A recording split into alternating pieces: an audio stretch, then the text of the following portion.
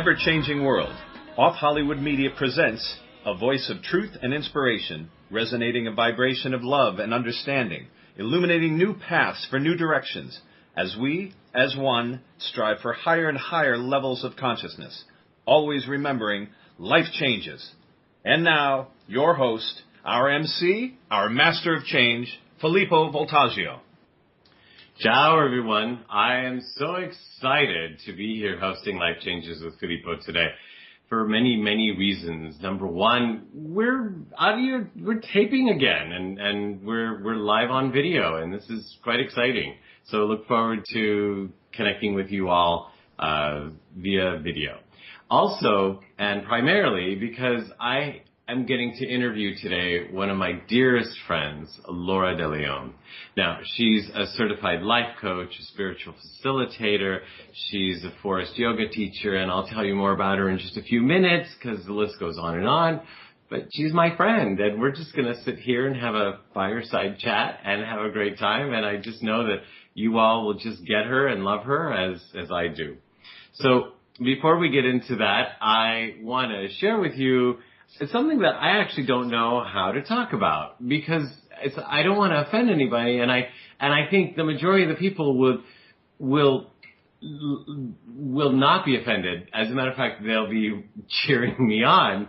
But there might be a few people who might not understand what I'm trying to say. So let's see if I can say it and have everybody understand. I was invited to the ballet this weekend. So maybe you know where I'm going with this. I don't remember ever having bought a ticket to go to the ballet myself or buying anybody else a ticket for that matter. But on occasion, somebody has bought me a ticket or invited me or comped me, and I have gone and I have enjoyed. There are a lot of things about the ballet that I can enjoy. The music. I love classical music. And scenery and costumes and of course the dance. Though I don't always understand what's going on. And I also don't understand why you have to dance. I mean, it just doesn't seem like, okay, a musical or an opera, people don't go around singing all the time. But never, ever in my life. I mean, sometimes a song says it best, but never, ever in my life do I know anybody that says, you know what, I can't explain it to you. Let me just dance it for you.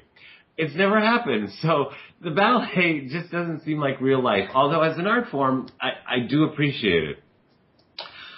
I do see, however, why a lot of men shy away from the ballet, whether that's seeing a performance or being in a performance. Because seeing men with their arms flailing around on their tippy toes, I don't really get it. Although there are some moves that are really cool and very hard to do, and I get that. But the ones in between, I don't know. And sometimes I think, okay, well, they're there to hold up the women or help them spin or something. But why they have to be in something really, really, really tight where you could see their religion, and I don't know, that makes me uncomfortable. So if it makes me uncomfortable, and I do appreciate the art form, I think it might make some other men uncomfortable too. I don't know, I'm just thinking. So that's maybe why the art form hasn't really made it that big into mainstream. And maybe the ballet purists don't want it to be in mainstream. Maybe they don't care. I don't know. But yet, there was a man who did make it into mainstream from ballet. And I was thinking, Mikhail Brezhnikov.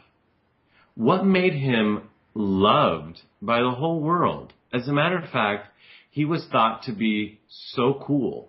And so many women wanted to date him. So many men wanted to date him too, but so many women wanted to date him all over the world. And kings and queens and presidents and prime ministers, they all wanted to be in his company. And he was a ballet dancer. And he flailed his arms around and he danced on his tippy toes. But he danced his way into the world's heart and made his ballet not necessarily ballet in general, but when he was doing ballet, made it really cool, made it really accessible. And he wasn't doing hip-hop. He was doing ballet, classical ballet. So what made him different? Was it his passion? Was it that he just knew he was here to do this and it didn't matter? Did he not have an axe to grind and say, hey, Dad, I don't care what you think of me. I'm going to stand here in my little pouch and wave my arms around? Or, hey, world, I don't care. Or, and I don't, see, that's the part maybe that might offend somebody. I think I would have gotten away with it had I not gone there. I guess, because, trust me, I've done things where I've had an axe to grind. Maybe I even have an axe to grind doing this. I'm just saying that Mikhail Baryshnikov, he became extremely popular, extremely cool, and extremely loved and watched and admired by the world at the time. And he was doing ballet, something that not a lot of people get. And even some of the people that get think it's kind of, I'm just saying, if he could do that with ballet, man, and be a man, we could do that with anything, and be successful and cool and loved the world over. So that's really interesting that now that I'm thinking about that this should come up this weekend and that I'm sharing this story, because our guest tonight, Laura De Leon, is going to talk about bringing out that specialness, that need to express ourselves from inside and bringing it out. And Mikhail Baryshnikov might have just been a master at that, bringing what was inside out in his special way, even through ballet. Okay, enough picking on ballet. I hope other people invite me to ballets. I'll go. There's so much to enjoy about them. I'm not saying, I'm just, I'm still learning about that. Okay. I go to hip hop concerts. I mean, I do rock. I do it all. At least once. In any event, so with that, I want to remind everybody that you're listening to Filippo Voltaggio on Life Changes with Filippo. And you can hear us every Monday night at 7 p.m. on the BBS Radio Network. And to learn more about us, you can go to www.lifechanges.ws. Now, I have Laura laughing in the background. I wonder if she's going to be able to make it on without cracking up. But let me tell you about her. That's actually part of her charm. She loves life and she loves to laugh. She is a spiritual facilitator. She is a certified life coach, a Forrest yoga teacher, an energy sound healer, a Reiki master. She has a background in film, TV, and stage, in performance, in writing, and directing. And that means as well as singing, actually, not just acting. She's got a music production background. And actually, I don't know if she wants me to say this or not, but I love this about her. She loves the art form so much that she's done Honda commercials. She was a principal in El Pollo Loco commercials, and very proud of it, and she should be. Caro's Restaurants, you might all recognize her, as a matter of fact. In England, she was huge with, I don't know, What a Bakes or What a Bakes or What a Box, what a commercial that was. It was huge, evidently, in England. She's been on MTV with Rock the Vote and John Leguizamo or Leguizamano or John.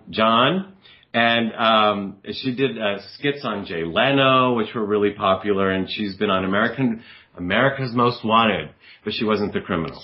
Anyways, otherwise we'd have a whole nother story. And speaking of a whole nother story, I can't wait to get into her story. Let's bring her on. Here's my friend, Laura De Leon. You are laughing. You're insane. It's fun to be here. Great, thank you. It's Weetabix. It's a cereal in England. Okay. John Leguizamo.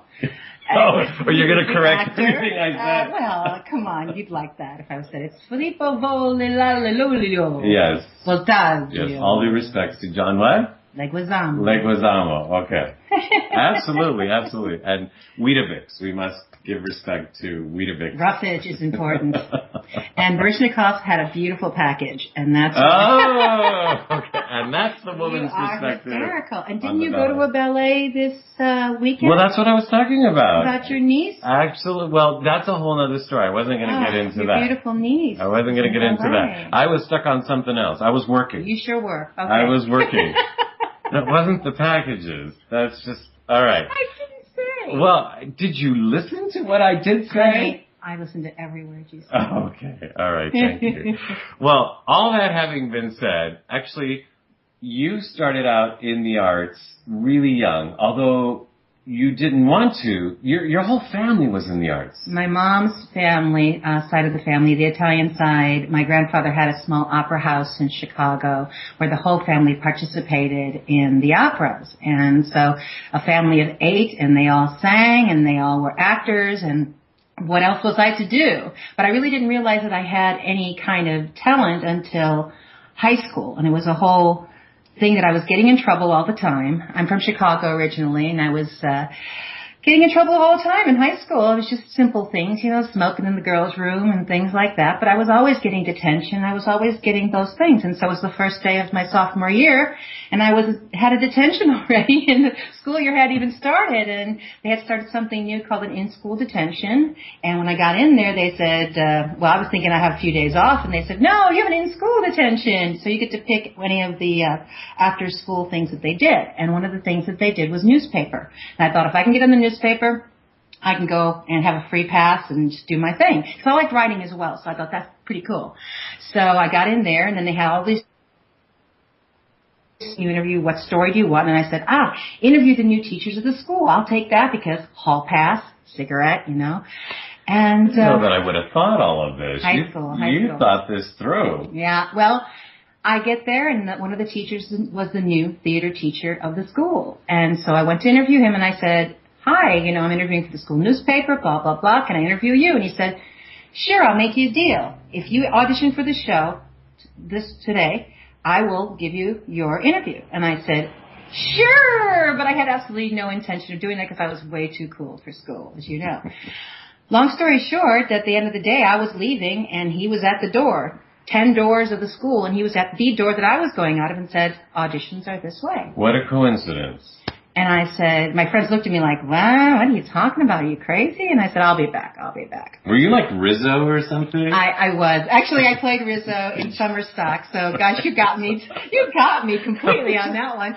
So I did the audition, and the next day, English class, I'm sleeping on my desk like everybody did, next day morning English. And my teacher knocks me on the head, and she says, congratulations. And then she walks by, and I'm like, whatever.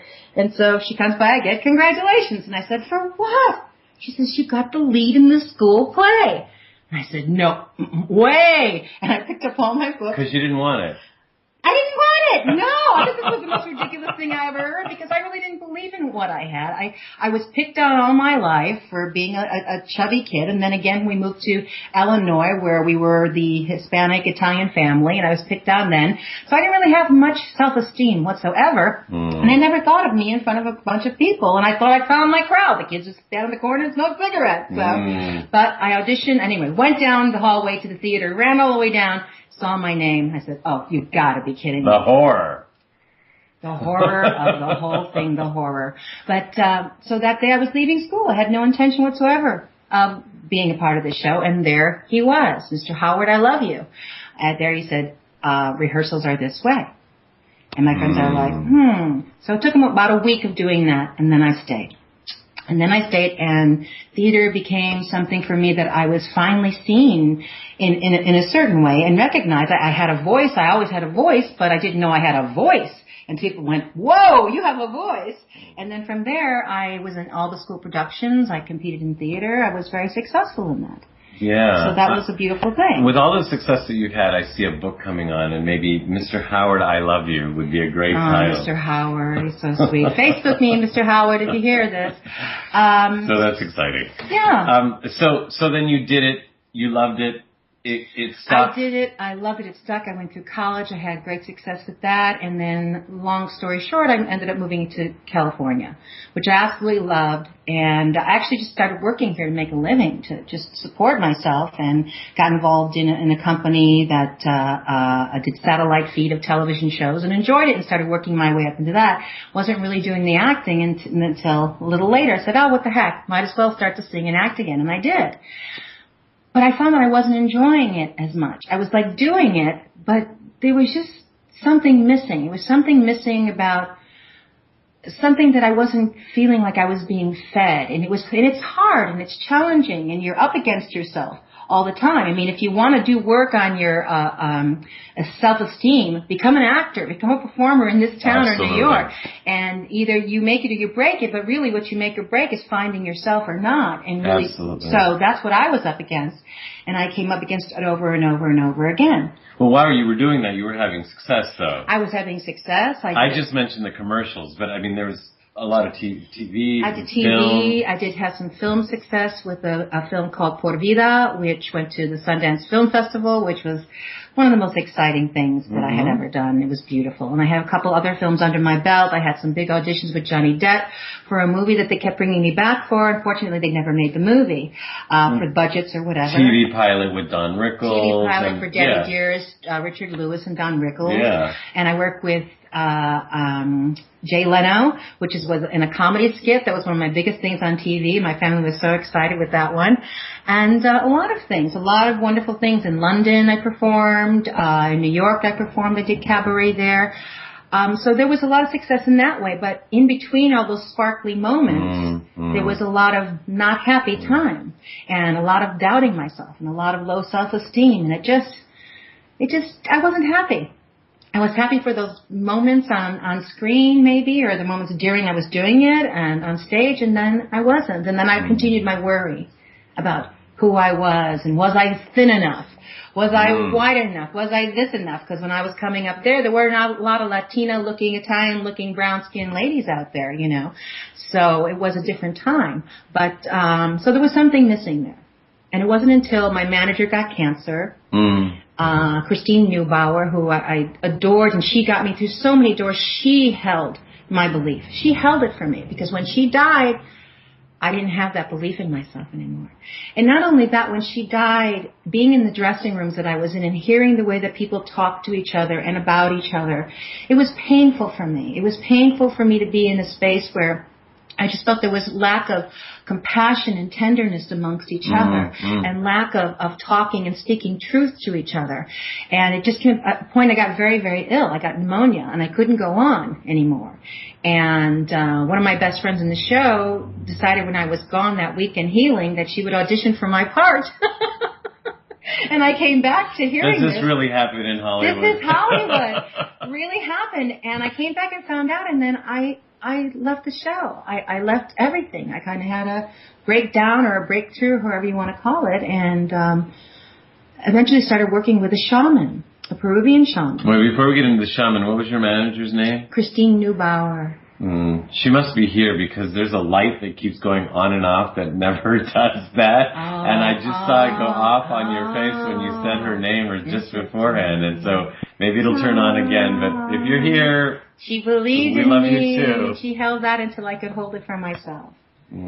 Which is, interestingly enough, we'll talk about this later, but now that you said that, what you do for people is you hold that for them and see it inside of them and help bring it out. And of course, now I'm jumping way ahead, but goodness gracious, what an interesting connection. Yeah. So how did you get there? We've been yes. together.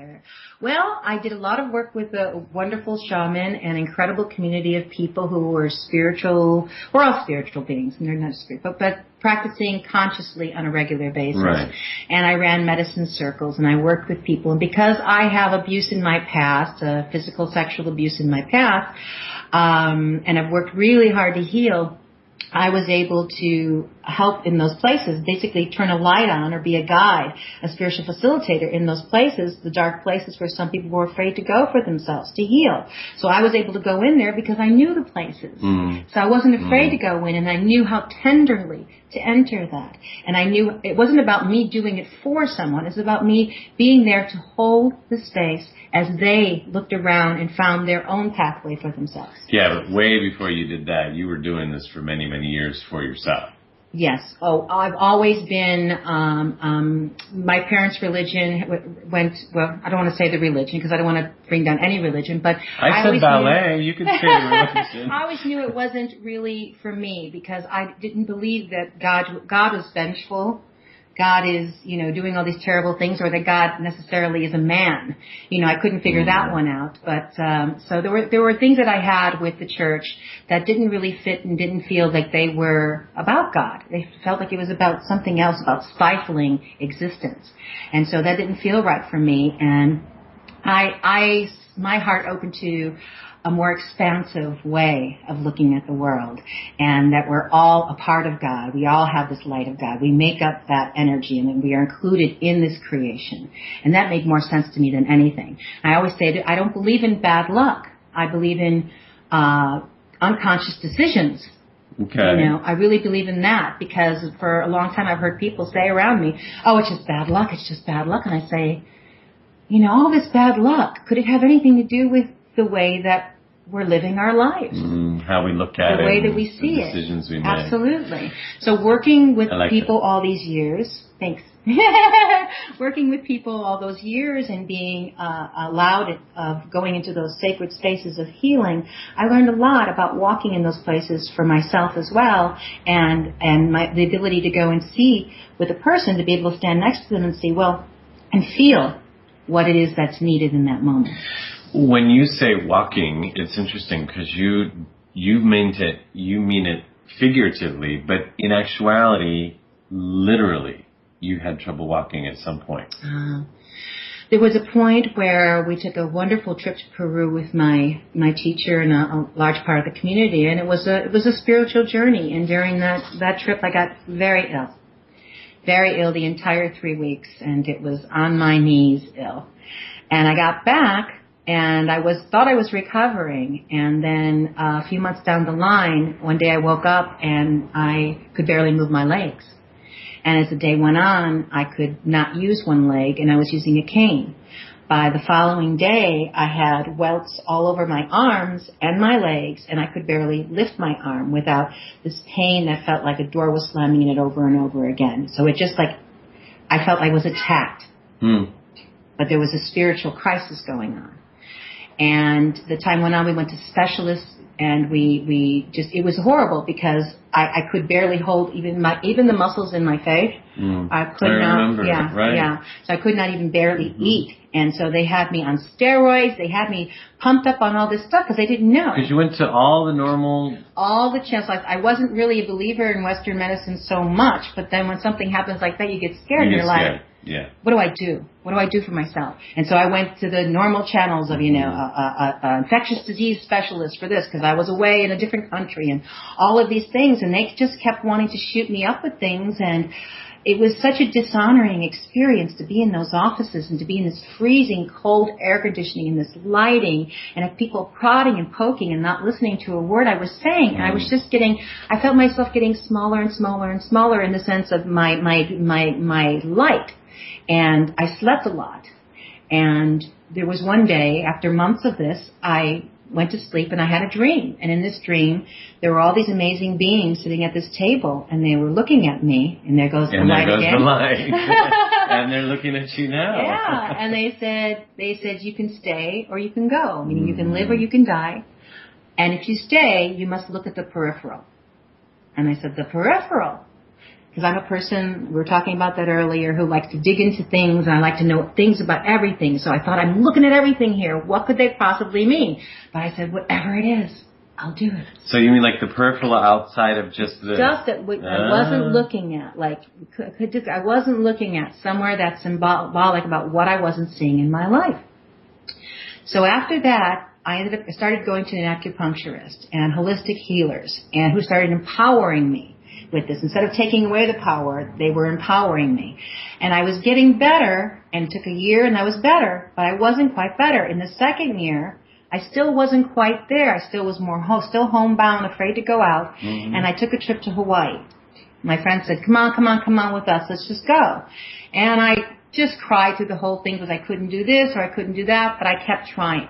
We ended up going to a Mind, Body, Spirit Expo where we went into a healer there that I was very attracted to. They're closing down the whole thing, and I was attracted to this woman. I said, please, you have to see me. You have to see me. She looked at me and said, sure, I'll see you. And she sat back down, put her stuff down. And she saw you. And boy, are you right. She saw me. And she said, and I told her, gave her a synopsis of what was going on. She said, just give me you for a week. Just for 1 week. I want you to come back here. She says, you have so much music locked up inside your body. You've got to start getting that out. And I'm like, what? Okay, anything. And I came back. A week later, I was back, and I started working with her. And she said, keep a tape recorder with you. And I did. And I'm telling you, this music came out of me, this channeled music in complete songs. And I'm just like, wow. And each time I let something out, I felt better. And this music was not like any music that I had ever heard before. It wasn't the music I grew up with, the Italian music, which I absolutely love, the Spanish music, which I absolutely love, the Broadway music, all that wonderful stuff. But this was music from my heart. This was music that my soul came to bring. And I wasn't letting it bring it. Because I was taught this is what you do, and this is how you look, and this is how you stand, and this is what's good, and this is what goes. You're to this, you're to that. So come on and fit into some kind of mold, dang it. Right. So here this music starts coming through, and I'm like, wow, this really feels like something. But it wasn't until I had somebody at the house, and they were going through some very traumatic challenges, and I started singing this song to them. I just started singing it, and I just finished it. And they had their eyes closed, and they looked up at me, and they said, oh, my God, thank you. Thank you. And they started to describe what the music did and how it took them to this internal journey of themselves and how it brought them to a clearing for themselves. And they were just like crying and smiling, and I'm like... Energy healing, frequency healing, absolutely. There you go. Music healing. So that was a pivotal moment in my life. And before we get back to the music, what started happening to you physically is that you were able to dance ballet again and twirl batons with your hands. Well, what happened to that is that I was seeing that I was believing more about my limitations of what I was taught from family. And my mother has a lot of physical limitations, or she believes herself to have a lot of physical limitations. And I started to take on all of these illnesses, believing that if her body's not doing well and unhealthy, mine must be the same. And what I have needed to do for myself is to really fight against that and look at all those shadow voices and shadow people and say, no, that is not me. And so I decided to take a yoga teacher training course with all this physical illness and with everything going on in the pain. And I said, I'm doing it. And I just pushed it. I told the teacher where I was at, where the illness was, and she was right with me all the way. And every single move that I made, I had to talk to my body and say, this is my body. This is not mother's body. This is not her body. Wow. And the pain would be intense, but I wouldn't let it go. And finally it would leave. And I saw this happening every time I danced something, my ballet as I flew across the room. Well, not quite, but learning to connect with my body again, learning to see that my body is a good body. It's a healthy body. It's a precious body. There's nothing wrong with it and everything beautiful about being a woman, you know, and the abuse can sometimes make one think otherwise about their bodies and themselves. So there was that. You know, it's interesting, actually, now that you're talking about it, as soon as you said that, the abuse, and I thought, wow, we really haven't focused on that. I know it was at one point it has to be a big part of anybody's life and memory and history when it happens. Yes. But here we are talking about the beauty of discovering yourself here. So you've gone through quite a process to turn this all around. Yes, I really have, and I'm so grateful for it. Physical abuse, alcoholism in the family, sexual abuse, and just constant everyday abusiveness and battering, to where that's my story that I chose this lifetime, because I needed to come through this and find those ways of healing and find the pathways so that I can share it with others. And that's how I see it. That's how I see it. I chose my story. I chose my life. I chose my family. They gave me this incredible story to work through. And I spent a lot of time working through it. And because of it, I can work with people who have been sexually abused, physically abused, emotionally abused, because like I said before, I know how to walk gently in those places. And I have so much love and understanding for that space. So. Wow. Well, before we get into talking about what you help other people do, let's hear some music. What are we going to hear? We're going to hear a song called Passion Prayer, which is words of power set to music. And if anybody knows anything about words of power or prayer, it's stating an intention and then creating energy behind it to help that intention move forward out into the universe so we can manifest those things. And many of my friends at the time, and many of them now as well, are looking for their soulmate. And a couple of my dear friends at the time were really looking for a soulmate. I mean, to the point of where it was painful for them. They would come and cry about they can't find the person for them, and they've been trying and they've been looking. And one day after watching this with a friend, I spent the weekend with her, and I noticed that she was calling someone in, but she wasn't making a space for this person to enter into. So this prayer, this it's like inviting people to the inn, but not turning the lights on yeah, and leaving doors yeah, closed. Exactly. It's like, well, I got the invitation, but hello, is anybody there? I think I hear a party going on, but no. Yeah. So I saw that, and so this is what Passion Prayer came from. Okay. Well, and the interesting thing is, we were talking about this earlier before we play it, is that when you start to work with something like this, powerful energy like music or energy healing, frequency healing, that if you have an intent, that other stuff might come up in order to come up and out, if you allow it to come up and out, so that this could actually take effect. Like, it actually might be working, and if we need to focus on that, remember that. Doing words of power, yes, that energy, we must be prepared for what we're calling in. So it's like not say, okay, I want love in my life. I want this incredible being to come into my life, and he must or she must be this and da da da. And it's like, okay, the universe says, if you would like that to happen, then let's bring you into that place so you can attract that person. Let's bring a self-assured energy to you.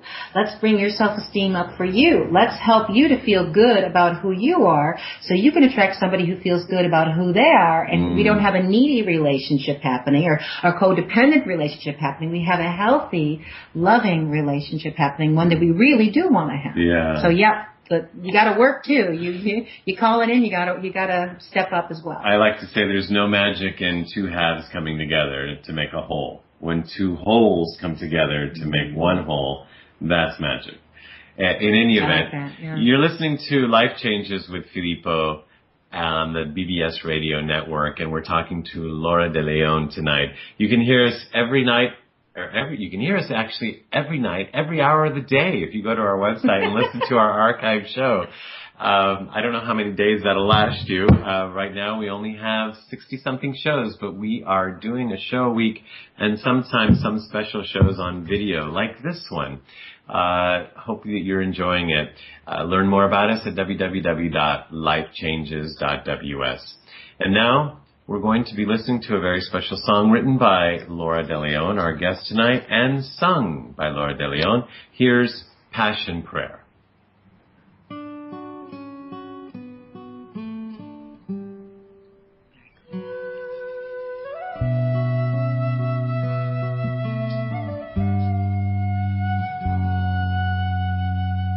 I make a space for you.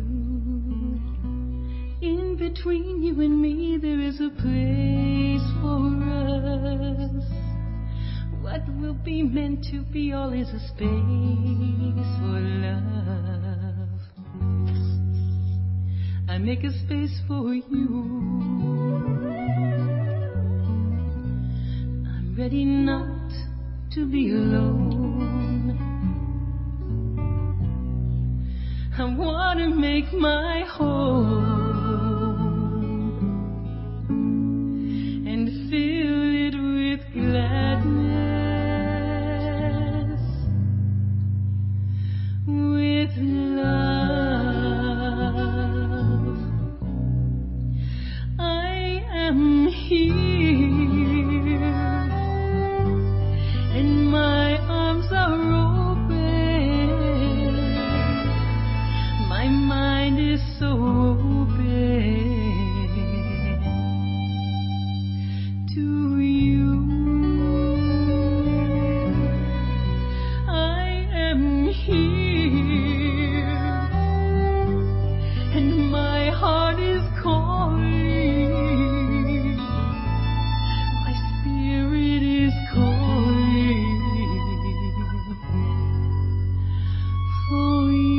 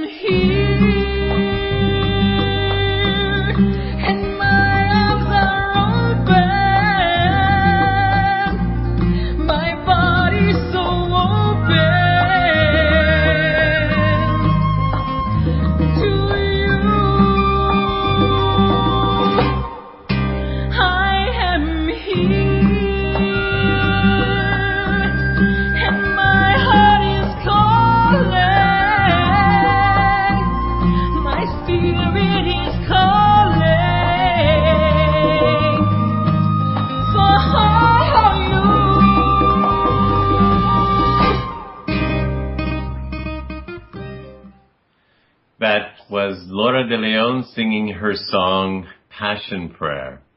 And to learn more about it, you can, of course, go to our website or directly to hers at mymysticmuse.com. That's My Mystic Muse, as in mystic, M-Y-S-T-I-C,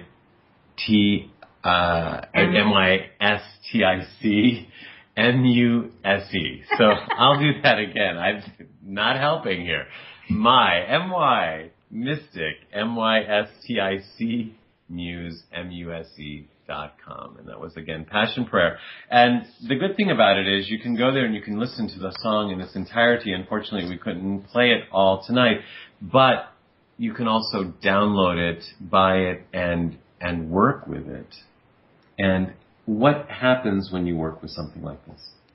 What can be expected? Well, I think it's like words of power, calling in, or affirmations. I think people are more familiar with the affirmation, words of power, is that to do it the same time every day, puts energy and power into that moment, creating a space for yourself, because you're telling the universe that, you know, this means something to me, and I'm creating this space to sit in prayer, to meditate on it, what it is and who it is and what kind of energy. I like to call in the essence of things. I don't like to call in an exact, say I want a pair of black boots. I like to say I would like to feel prosperous and abundant in my clothing, in my dress, and in the world. And it can come. Yes. So focusing on the love. How do I want to feel? Having this beautiful man in my life, this beautiful woman in my life, how will it make me feel? It make me feel full and loved, and all of those. Focus on that, and then sit and put the song on, and either just listen to it or sing along with it. And as you're doing it, you're going to find emotions that come up with that, and just let them go and let them flow. But also put in all your fire and all your passion, because that's the thing that's going to take your intent and really move it into the material world. Did you coin that? Let them go and let them flow? I like it. No, but hey. you heard it here first. At least I heard it here first. I don't know if anybody else has heard that before. Okay, so this song is about love, obviously, but you have many other songs, and you're working on finishing up a CD of your own original songs that have words of power in them. And we can be looking forward to that coming out. How soon? Absolutely. As soon as... When we're done with this, it's going to be out. Well, you're too busy helping other people do their projects. So how did that come about?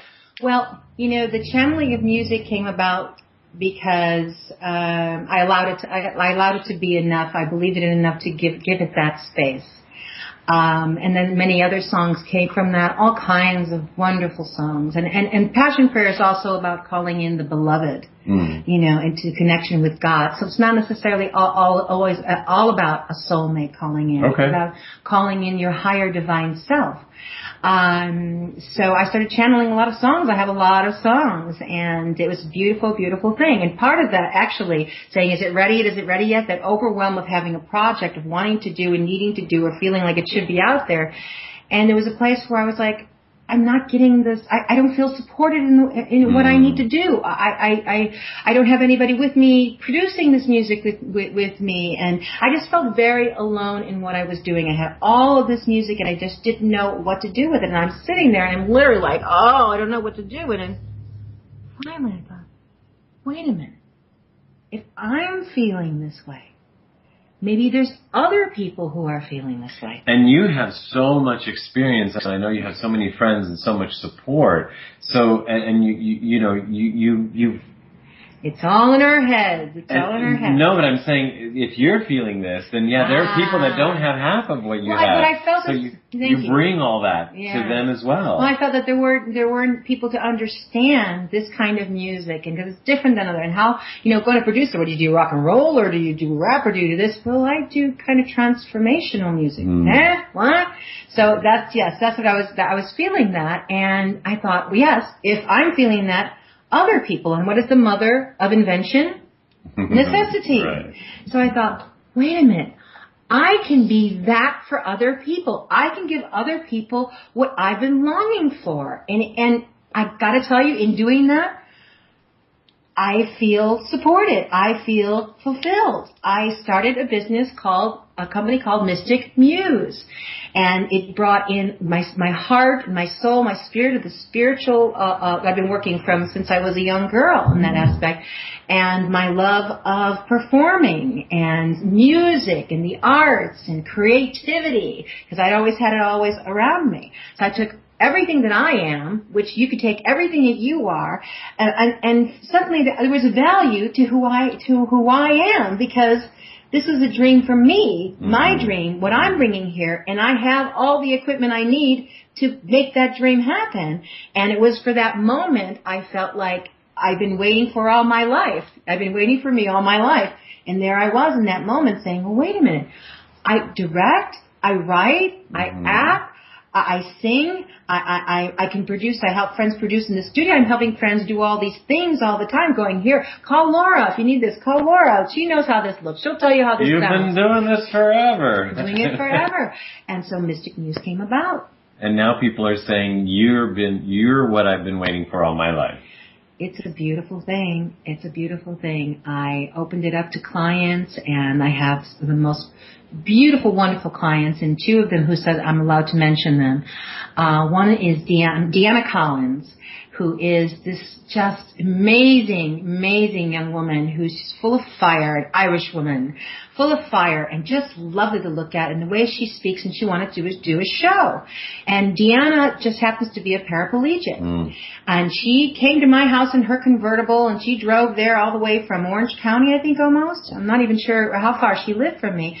But she'd show up every week, and we'd have the best time, and she created a show called Ultimate Access. What a story. Ultimate Access to the World, and we did tapings of it. For people in wheelchairs. For people who are handicapped, because look at all of the people coming back from the war. We have all these newly handicapped young people who think that their lives are done with, and her show is dealing with the everyday life of it, and cooking, and dating, and sexuality, and sports, because she loves sports. I went with her when she went surfing for the first time. This woman is absolutely astounding, and I know her show's going to make it, absolutely, because this is what's needed in the world. So I got to work with somebody like Deanna. Well, she got to work with you. And we got to work with each other, and we had a blast. And then there's Peter Percolides, who I have permission to mention as well, who is just one of the most lovely beings, you know, Peter, and with a voice like heaven. Oh, what a voice. And he is writing a show about his experience growing up as a Jehovah's Witness. Oh, you'll say that religion, but you won't say the other one. Well, I had permission to mention this religion. You didn't have permission from me to ask you. But he grew up, not only grew up in the Jehovah's Witness, but his family wrote doctrine in the Jehovah's Witness. And Peter will tell his own story on that book. Boy, what a story. And there goes the light to say what a story that is. But it's just been amazing to experience the light going on for other people. When I hear something, like working in the studio with you. I had the privilege of working in the studio with you, with singing, and to just see the incredible beauty that you are and all the possibilities and sounds that you come with, and be able to say, you know, I hear this, and for you to trust me enough to go ahead and move in that way and say, wow, yeah, and I'm like, yeah.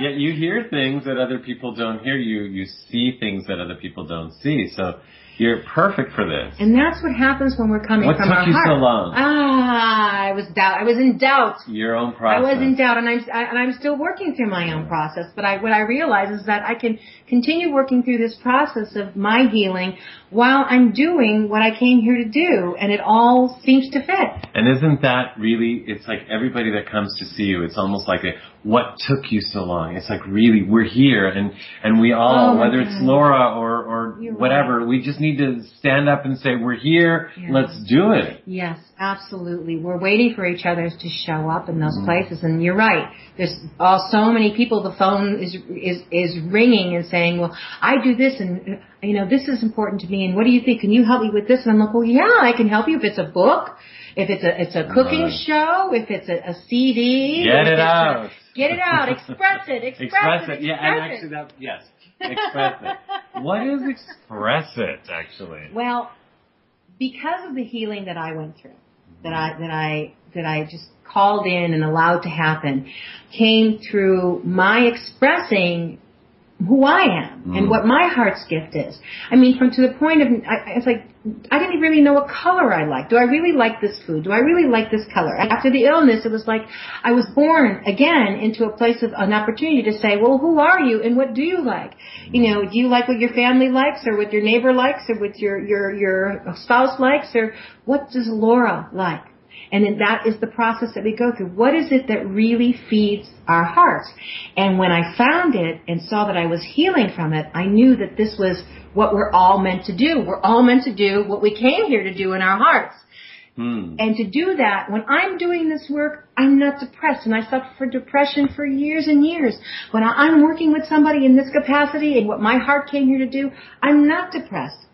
I'm not lonely. I'm not fearful. I don't have low self-esteem. And it's amazing. And it's the miracle I think we came here to discover. We came here to discover this miracle. And so because of the childhood that I had, and because I have a love of young people, given my nieces and my nephew and the children in my life, and Samantha, Danielle, and Joel and Jacob, I love you all. Hello all. It really, really taught me that I had a really good rapport with kids, because young people, I don't talk down to them, they don't talk down to me. We communicate, we love each other. They think you're cool. Okay, they think I'm cool. I've been around them. And because you let them be who they are. That's the thing. It's so precious. Isn't it? To watch the kids and to watch them and be able, at this perspective as an adult, to see those things and to be able to give them that love and those applause in the places where maybe nobody else is seeing for them, and to see the look in their eyes when they're seen for who they are. Oh my gosh, please, it's the most beautiful gift you could possibly have. So from that came a program that I did a pilot of called Express It, Empowering Youth, Empowering Dreams. And I had a pilot class of Express It, and I worked with the most amazing kids again. Some were homeless, some were low-income families, and they all had something important to say, only they didn't really know it.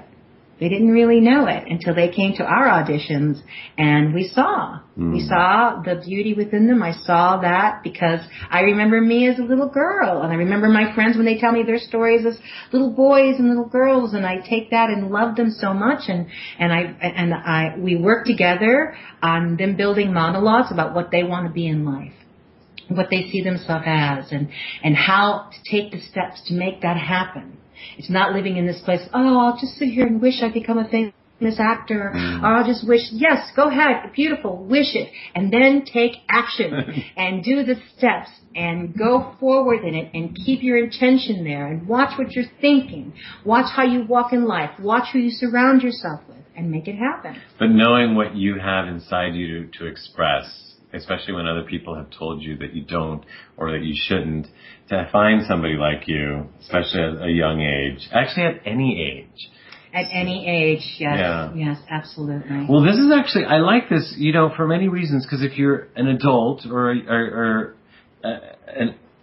an adult, no matter how old. Yeah. Well, they can come to you as Mystic Muse, yes, and you can help them express what they have inside of them. Many adults who've raised families and women and men who've put their energy into that are feeling an emptiness and never got to need to express something. Their book or their song or whatever. And then if you're a child, then there's this program, Express It. But if you're an adult and you don't feel like you need to come to you as my Mystic Muse, they can actually help with the program that you're doing, Express It, right? Because you're looking for theaters and you're looking for groups and sponsors. For this program, because I'd like to give the opportunity to lower income families, homeless children, and so they can see and they can start changing their lives early on, so they know that they have a choice in the way they live and the way that they think. And it could really make a difference, because I think of myself at that young age. It does make a difference because the parents say, "What did you do to my daughter? She's smiling and her eyes are bright. And what did you do to my son? He can't stop talking about this program." It's like, what I did to your daughter and your son is I saw them for the beauty that they are. And let them be who they are. There you go. Wow.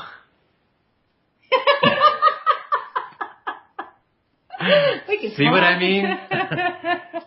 We've been talking to, me and all of me have been talking to Laura De Leon, and we've talked about so many things, but here in the end, we've come to her program and company, Mystic Muse, for anyone that is interested in helping get out what they have inside. So they can contact Laura at mymysticmuse.com.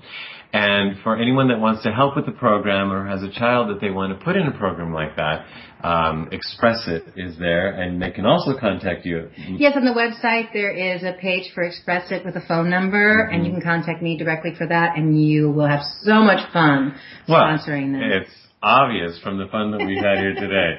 Laura, thank you. You finally got on the show. I know you've been busy and doing your thing, and here we are, and we're getting to do the show, and thank you. And we're going to be doing lots of other fun stuff together. Thank you. Thank you. Dorothy. I love you guys. I love you too. Well, with that, it's time to bring on Dorothy and the segment. We just came up with a great new title. Dorothy, do you remember what it is? It's about something about how to be the change. But here's Dorothy McDonough. She'll tell you what you need to know. Okay. Well, thank you, Laura. That was absolutely beautiful. And it was great having you here. So we're living in very interesting times, and all is being revealed. Everyone's stuff is coming up. All you have to do is turn on the news, and you can see the truth of my words. Let us look at Lindsay Lohan, for example. She's an extremely talented young lady who is surrounded by people who've been afraid to say no to her since she was very young because she's the source of their money.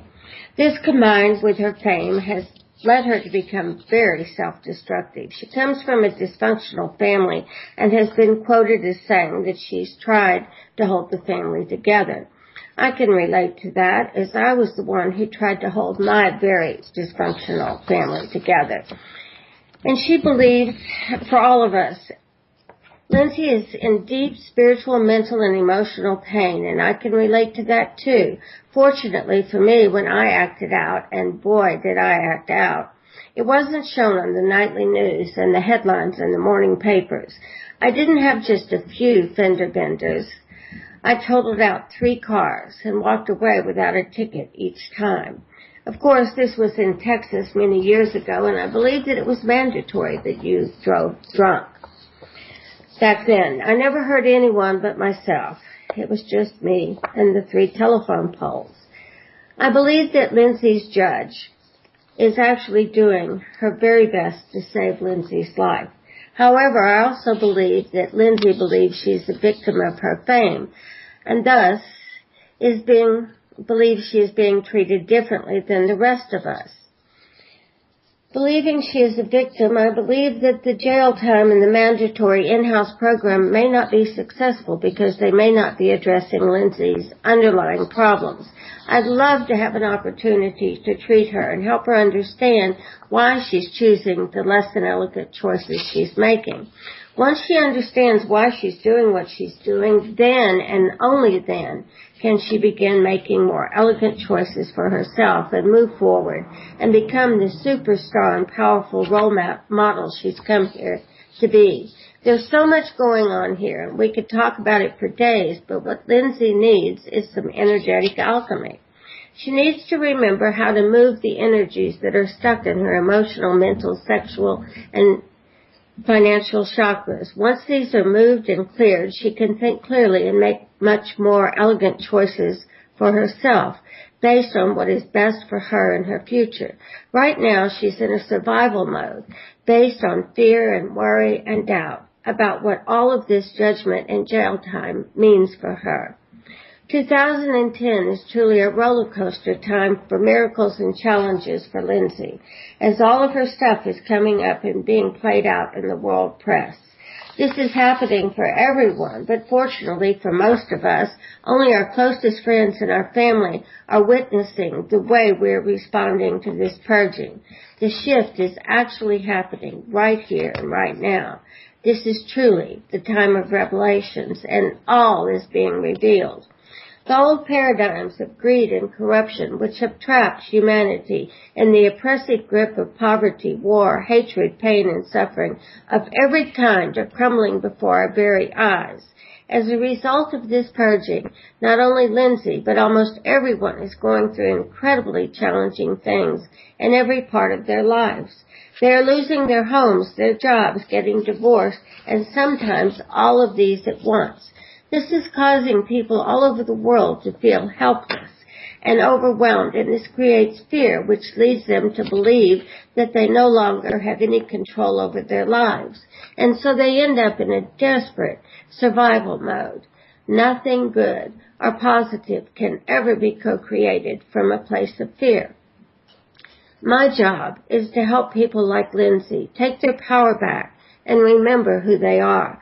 We are powerful beings with unlimited potential. Lindsay Lohan is an extremely talented young woman who has forgotten who she is.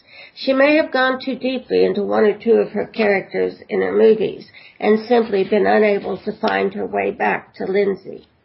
I've traveled all over the world and assisted many people addicted to drugs, alcohol, sex, and/or a combination of all of the above, in making better choices for themselves. I have a 95% success ratio with my clients, and these are the ones who have been in program after program and who have relapsed time after time before they found me. These are the ones whose families, whose loved ones, and who society has given up on. What is my secret? Love. Love is the answer. Love is always the answer to everything, no matter what the situation is. We have been programmed to look for love outside of ourselves, and therein lies the problem. We are taught that we are unlovable and that we do not dare love ourselves first, because then we are being selfish. What we need to do most is always love ourselves enough to always do the things we know we need to do. I trust and pray that Lindsay's new attorney will keep his word and see that she will serve some time in jail, and that she will come out of her sober living situation knowing that she's powerful beyond imagination and can easily say no to alcohol, sex, and drugs if she chooses to love herself first and foremost. Until next week, please remember that you are the power in your world. You are the guru you've been waiting and looking for. You are the only one who can end your suffering, and you can only do this by beginning a love affair with you. Let us choose to become very conscious co-creators by making elegant choices, and let us never forget that we are powerful beyond measure, and that we are loved, we are lovable, and we are loved. Thank you, Dorothy Lee Donahue, with that really special moment, whatever we end up calling it. And with that, we end our show for today. We want to thank again our guest, Laura De Leon, and remind you all that you can keep in contact with us on our website and on Facebook and every which way, and pretty soon on our own social networking site that we'll announce very soon.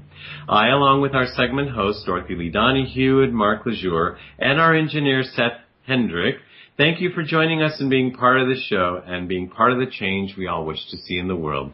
Ciao. You have been listening to Life Changes.